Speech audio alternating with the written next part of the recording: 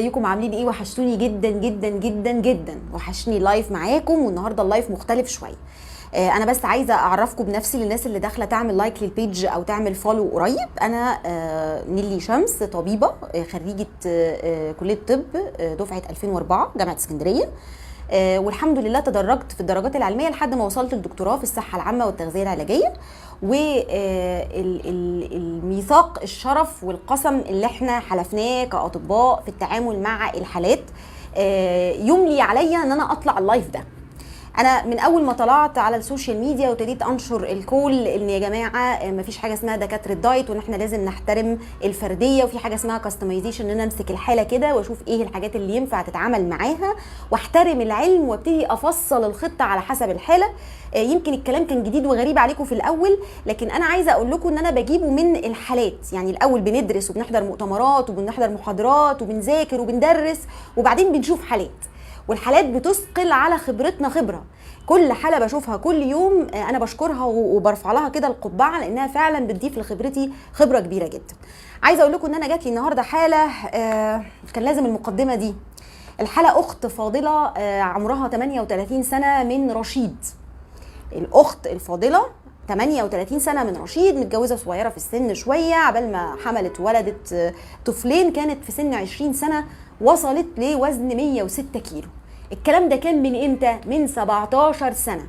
17 سنه بتعاني وبتحاول تنزل وزنها، وفي كل مره كانت بتروح لدكتور دايت في رشيد كانت بتنزل معاه عن طريق حاجتين: الجلسات والادويه. كان الدكتور الدايت بيفتح الدرج ويطلع لها الادويه، وكانت هذه السيده اللي كانت بتحكي بكل فطريه بتحكي انه دايما بيبقى رد فعل الدواء في جسمها ان هي بيجي لها ارق، بيجي لها عصبيه، ارتفاع في ضربات القلب، المعدل بتاعها، وكمان كانت مش بتنام، لكن كانت بتتمسك بالدواء لانه كان بيوصلها للي هي عايزاه. عملت بقى العمله دي كم مره خلال ال 17 سنه؟ هنقول يمكن 5-6 مرات. 5-6 مرات مع 5-6 دكاتره دايت من رشيد كانوا بيدوها الادويه وبيعملوا لها الجلسات، الى ان طبعا في كل مره كانت بتسيب الدواء وكانت بترجع لحياتها الطبيعيه، كانت بترد اكتر من الاول، كانت بتتخن اكتر من الاول، الى ان في اخر بقى ال 17 سنه زهقت وطهقت في بدايه الكورونا وكده، وراحت زميل عزيز في القاهره مشهور جدا. المهم ان هو اداها اول ما دخلت من غير ما يستمع اليها روشته ادويه تصرف من عنده في العياده بقيمه حوالي 8000 جنيه. تمام، ادويه كتير كتير كتير، منها التنقيط ومنها التظبيط ومنها الحاجات والمش عارفه ايه، وطبعا ابتدت تعمل برضو عنده جلسات تانية. يا ست الكل يا حبيبتي، يعني انت بقالك 17 سنه بتعيدي وتزيدي في نفس الباترن، نفس الحاجه اللي بتعمليها، في ان حضرتك بتدفعي فلوس قد كده من فلوس وقوت عيالك، وبتاخدي ادويه دايت، وبتعملي جلسات، وبتخسي وتتخني تاني، تخسي وتتخني تاني. ده ما دللكيش لشيء. يعني ليه بتكرري نفس التجربه؟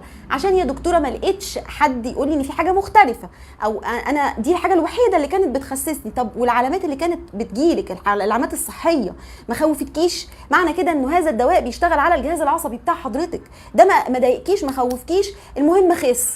والموضوع كبر وتفاقم عندها لدرجه ان هي بقت عارفه ان ده بيأذيها، ولكن بتعمله وبتكرره. المشكله ان هي جايه لي بعد 17 سنه وزنها 106. جايلي بعد 17 سنه وزنها 106. فين النجاح؟ طيب يعني انت نجحتي في ايه؟ احنا كده ما نجحناش يا جماعه. انا بعمل اللايف ده عشان اعمل نداءين: النداء الاول الى دكاتره الدايت في رشيد، زمايلي دكاتره الدايت في رشيد، برغم ان مفيش دكاتره دايت، هقول اخصائيين التغذيه، وبكلم اخصائيين التغذيه اللي دارسين وفاهمين وعارفين وقابلونا في مؤتمرات وسمعوا.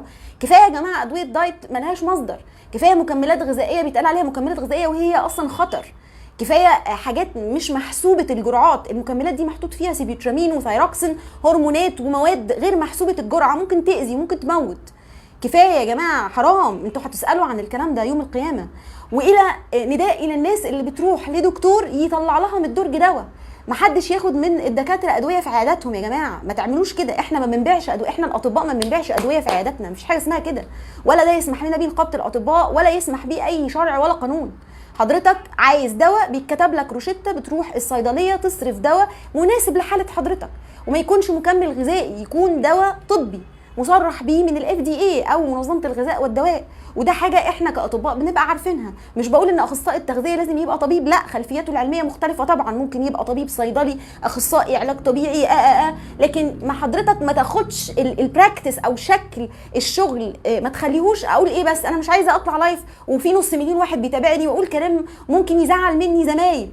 ما تخليش الشخص يشتغلك. يعني انت دلوقتي اخدت الدواء مؤقتا، الدواء خلاك تخس، واول ما سبته حضرتك تخنت، وانت بتخس حصل لك علامات ودلالات صحيه تقول ان ده خطر. بتعمل كده تاني ليه؟ ما انت اللي بتدي فرصه للدكتور بتاع الدايت ان هو يديك تاني وتالت، ويدي لغيرك تاني وتالت، وفرحان بالرقم اللي على الميزان.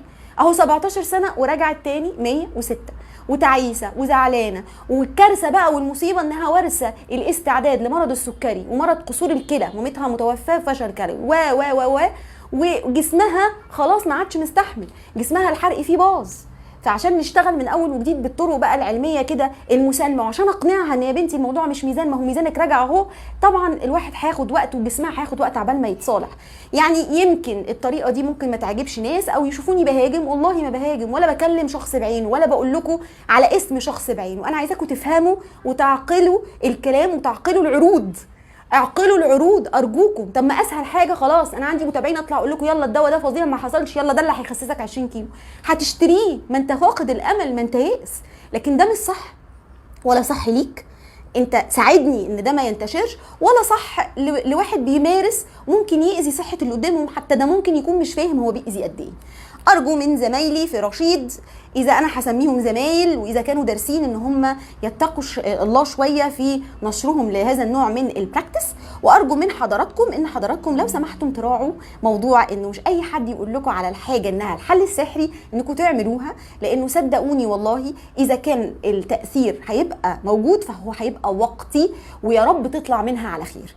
يعني انا هفتح من عندي اللايف، يمكن نلاقي اسئله، نلاقي حد بيسال يا شو.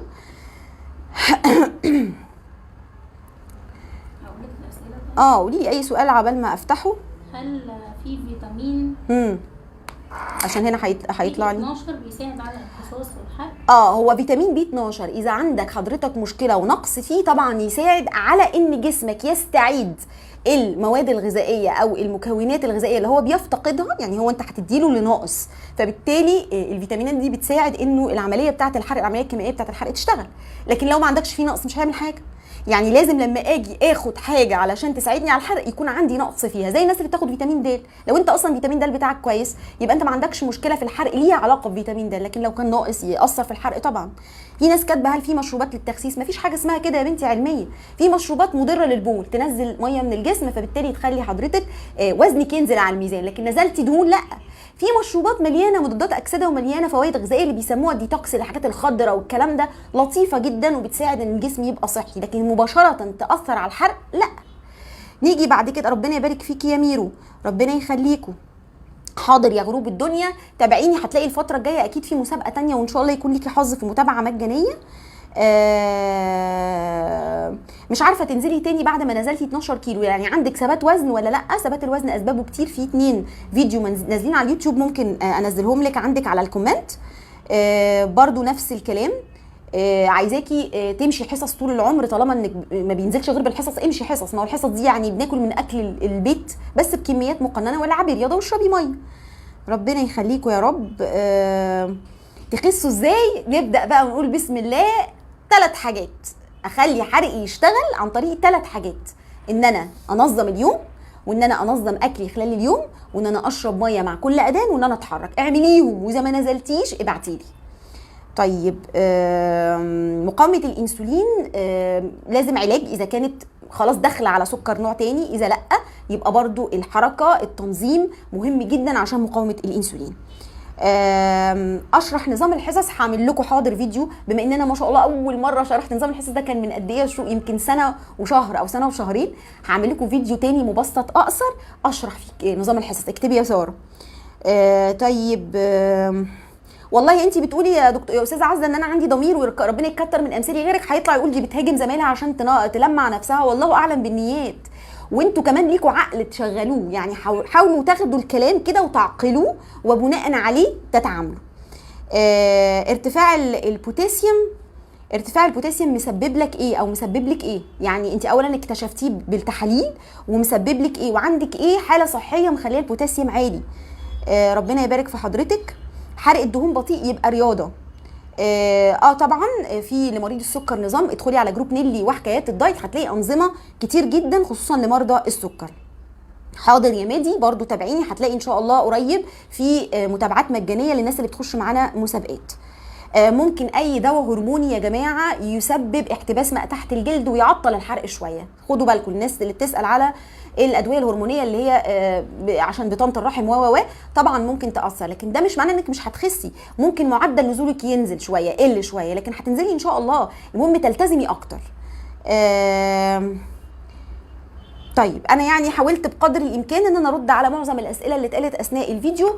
اوعدكم بفيديو اسئله واجوبه لايف، هطلع اتكلم اسئله واجوبه، بس انا بس حبيت اقول الرساله خلاصه الكلام اللي انا قلته لهذه السيده. براحه على نفسك، انسي كل اللي فات، مفيش ممنوع، طبعا هم كانوا بيمنعوها بيجوعوها، يعني مفيش ممنوع خالص. اديتها نظام غذائي اسمه نظام الغذائي اللي هو قليل المؤشر الجلايسيمي، يعني انواع الطعام اللي موجوده في هذا النظام بتعلي السكر ببطء شويه لانها خلاص على مشارف مرض السكري النوع الثاني. ووصيتها تحط ميه، تحط فيها عيدان قرفه وتبيتها طول الليل، وتشرب خلال اليوم الميه بالقرفه عشان تظبط سكر الدم شويه، وتقسم الميه كوبايتين مع كل اذان. وطبعا طلبت منها تحاليل اكتر، كان عندها سوء هضم نتيجه ان هي عندها قولون عصبي وشخصيه حموله وجميله بصراحه، فاديتها مهضم علشان لما يبقى عندنا سوء هضم بطننا بتعلى شويه، يبقى عندنا انتفاخ، بنقلل السعه بتاعه المعده، فممكن نقعد فترات طويله من غير اكل ونستسهل، بعدين نيجي ناكل ايه زي ما هي بتاكل كده، حلويات او نشويات.